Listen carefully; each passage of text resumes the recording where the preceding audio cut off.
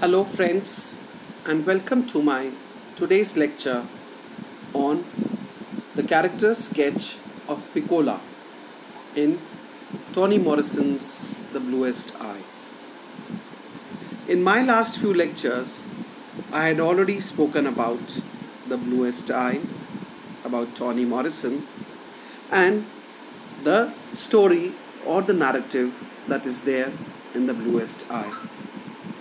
Even the summary, the plot overview, and the themes that were dealt in The Bluest Eye were narrated by me in my few lectures.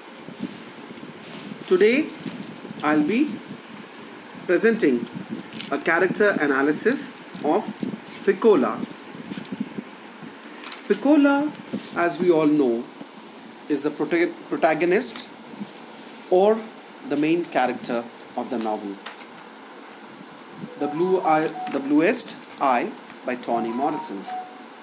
But despite this central role or the main role in the novel, she is passive and remains a mysterious character. She is an 11-year-old girl, or rather black girl, around whom the story revolves. Now, in portraying Pecola, Morrison has had the challenge of maintaining the sense of child's innocence. That is, her acceptance of color ideology at the face value, and also to describe or demonstrate how that ideology destroys Pecola. While reading through the novel, we also find that Pecola has always been presented from a third-person narrative point of view, either by the omniscient narrator or by the first person, Claudia, until the last chapter of the novel, where she is given a voice in a first person dialogue with her imaginary friend. Now, Morrison purposely tells a story with other person's viewpoint in order to keep her dignity and to some extent mystery also intact. She tries to take us away from the thought of believing that we understand her.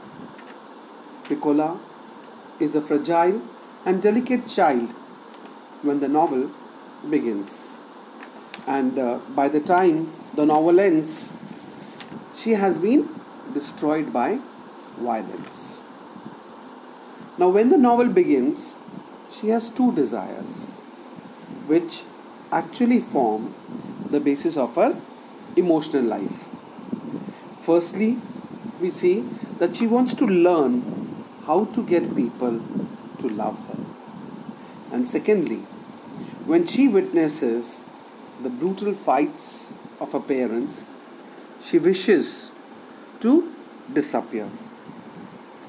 But we see that none of her wish is granted, and she finds rescue only in her own world of fantasy or imagination against the pain of her existence.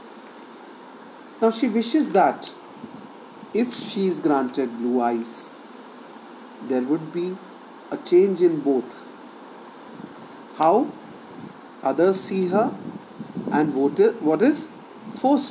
she is forced to see. Though at the end of the novel, she delusively believes that her wish is granted, but for that, the great price that she has to pay is her sanity. So we can say that she feels her wish is granted, but it is always already at a cost of her sanity. Now, she has a worse fate, and that fate is even worse than death, because she finds no release from the world, even after being insane. She simply moves to, in quotes, the edge of the town where you can see her even now, unquote. Now, as we move further, we find that Pecola is abused by almost everyone in the novel, and eventually she suffers two traumatic rapes.